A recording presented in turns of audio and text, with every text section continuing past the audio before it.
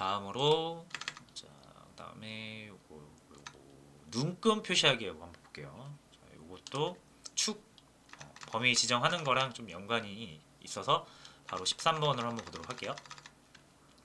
자, 눈금이라는 거는 여기서 보시는 것처럼 이제 우리가 축에서 값들을 이렇게 표현을 했잖아요. 그죠? 각 값들을 눈금으로 표현을 해가지고 각 값들의 지점을 그래프상에서 표현하는 걸 이제 우리가 눈금이라고 하고, 영어로는 틱이라고 합니다. 틱. 요 하나하나가 틱이라고 보시면 돼요. 그래서 이 틱, 눈금을 이제 조정하는 거에 대해서 간단하게 살펴볼 필요가 있을 것 같습니다. 자, 그래서 기본 사용은 x틱스와 y틱스라고 해서 당연히 x축에 있는 눈금, y축에 있는 눈금을 조정하는 거겠죠. 예제 바로 들어갈게요.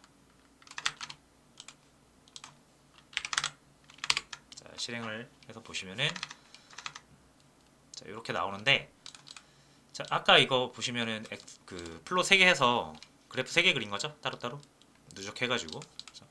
그 다음에 이 컬러 보시면 요게 이제 헥사 코드를 이용한 거예요.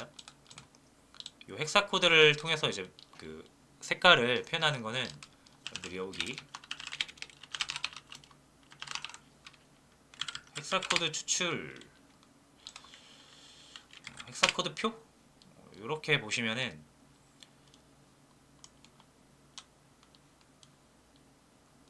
자, 뭐가 좋을까? 자, 이거 이렇게 말고 추출 사이트가 있어요. 이렇게 색상. 자, 제일 위에 있는 거 이거 한번 선택을 해보도록 하겠습니다. 그래서 보시면 여기서 이제 여러분들이 마음에 드는 색상을 대충 여기서 골라가지고 눌러주시면, 예를 들어서 제가 이거 끌게요. 요 파란색 있죠? 요 하늘색, 요 하늘의 파란색, 요 파란색 줌을 내가 색상으로 사용하고 싶어요. 그럼 이거 딱 눌러보세요. 클릭을 하시면은 여기에 헥스라고 해서 이렇게 생겨요. 그래서 요 색깔을, 요 헥스 코드를 그대로 쓰시면은 요 색깔을 여러분들 얻으실 수 있어요. 그래가지고 자, 이 첫 번째, 두 번째 그래프네요. 자, 얘는 x의 2승이니까, 그리고 마커가 별이잖아요. 그죠? 요거 이 무슨 색깔입니까? 토마토 색깔인가? 분홍색, 약간 분홍색, 다홍색 같은데 요게 두 번째 요거의 그래프입니다. 그래서 색깔이 요렇게 이제 헥사 코드를 이렇게 넣어주시면은 요렇게 나오는데, 자, 제가 방금 이제 요 헥스 코드를 얻은 거 있죠? 이 파란색 요 색깔이에요. 바로 요거를 그대로 여기다 넣어보도록 할게요. 자, 그러니까 얘가 우리가 골랐던 색깔로 그대로 나오는 걸 확인할 수 있죠. 색상은 이제 이렇게 헥스 코드로 할 수도 있습니다. 요 밑에는 이제 아까 우리가 봤던 CSS 컬러스 방식이죠. 자, 여튼 자, 그게 중요한 게 아니고 지금 저희는 눈금을 보고 있었죠. 그래서 여기서 PLT에서 X틱스, Y틱스가 있는데, 자, 요거 했을 때랑 안 했을 때 차이를 보시면 됩니다. 자, 0부터 1.5, 그래서 0.25씩 늘어나고 있어요. 그래서 자, 근데 이제 여러분들이 이렇게 디테일하게 눈금을 볼 수도 있지만, 예를 들어서 이 값의 의미가 뭐 이렇게 디테일하게 뭐 0.25, 0.5 이런 부분들은 우리가 볼 필요가 없다라고 가정하면은 이건 쓸데없이 너무 디테일하게 나오는 거죠. 그래서 우리한테 의미 있는 데이터가 뭐 0에 하나 있고, 뭐 1에 하나 있고, 2에 하나 있다. 그럼 이 사이에 있는 눈금들은 사실상 큰 역할을 할 수가 없는 경우가 있을 수 있단 말이에요. 이 데이터에 따라서. 그럴 때 내가 축을 좀 조정할 수 있다는 거예요. 그래서 PLT에 x틱스 하신 다음에 이 리스트를 넣어주시면은 0, 1, 2죠. 그럼 3개의 눈금을 사용하겠다는 뜻입니다. 그래서 0과 1과 2로 단순화 시켰죠. 자, 그 다음에 y틱스도 마찬가지입니다. 지금 0부터 6까지인데 1부터 6까지로 y틱스를 한번 조절을 해주면은 조금 바뀌었죠. 그러면서 그래프의 모양도 조금 더 바뀌게 됩니다. 그래서 이거는 정말로 이 축 범위와 함께 내가 축 범위를 좀 늘리고 싶다라고 하면은 아까처럼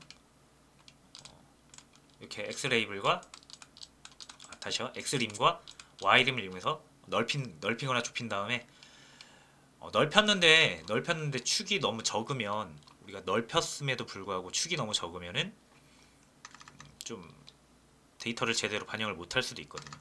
그래서 넓혔을 때는 축을 많게 하거나 아니면 좁혔는데 또 축이 많으면은 굉장히 이 축이 촘촘하게 우리가 눈을 확인하기 어지럽게 많이 축이 존재하게 되겠죠. 그럴 땐 축을 좀 줄여줄 수도 있고 해서 축 범위 조정하는 것과 연계해가지고 많이 사용을 하게 됩니다.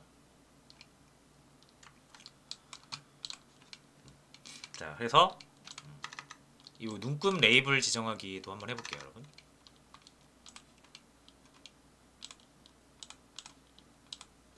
자, 바로 요거 복사를 해서 사용을 해보겠습니다.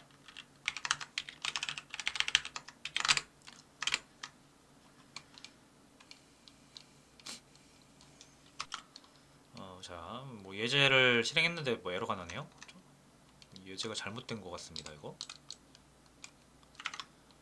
자, 에러 나는 걸 한번 보면은 요쯤에서 에러가 나고 있고요.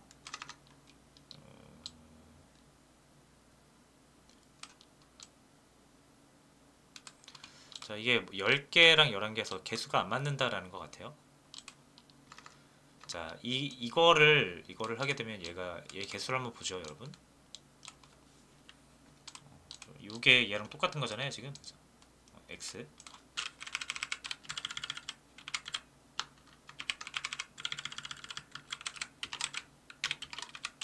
x를 한번 볼까요? 자, 요거 개수 보시려면 렌을 해서 보시면 됩니다. 자, 이거 10개죠? 얘는 10개인데 보시면 얘가 요 레이블스 요게 몇 개입니까? 요거 복사해가지고 렌에다 넣으시면 됩니다.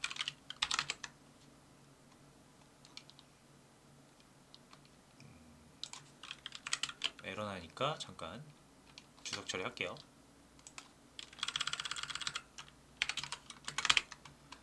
자, 얘는 11개죠. 그러니까 개수가 안 맞는다 이거예요. 자, 그럼 하나 이게 예제가 좀 잘못 올라온 것 같습니다. 요거를 하나 지워주면 될 것 같아요. 뭐를 지워줄까요? 줄라이를 지워줄게요. 자, 그래서 뭐 제뉴얼이, 페브러리, 마치 해가지고 자, 실제로 값은 이 문자 값이 아니라 원래는 숫자 값입니다, 여러분. 요 이제 레이블스를 이렇게 살짝 지워주시면은 원래 0, 0.2, 0.4, 0.6, 0.8인데 요 값의 간격으로 눈금을 그리되 이 숫자로 표현하지 말고 각 숫자를 문자로 표현해라 라고 할 때 이제 우리가 레이블스라는 옵션을 줘서 각각 위치에 맞게 적용할 수 있어요. 그래서 첫 번째 0 얘는 젠이라는 문자로 바꾸고요. 두 번째 같은 경우는 이제 한 칸씩 건너뛰면서 표현을 하고 싶으니까 공백을 통해서 여기는 공백으로 해가지고 총 5개의 월만 표현을 하고 싶다라는 거죠. 그래서 이렇게 레이블스라는 옵션을 통해서 숫자를 문자로 표현할 수 있습니다. 그래서 이게 이제 나중에 좀 유용하게 또 쓰일 때가 있기 때문에 알아두시면 좋을 것 같아요. 이것도 원래 여기가 0, 1, 2, 3, 4, 5, 6인데 그렇죠? 사실상 이제 이 숫자는 요 밑에 x축과 y축 간의 간격을 표현하기 위한 이제 용도로 숫자를 표현을 하는 거고요. 그 다음에 이 숫자가 다 정해졌으면은 이제 문자로 바꿔서 두 축의 이 관계를 문자로 표현할 수가 있습니다. 자, 해가지고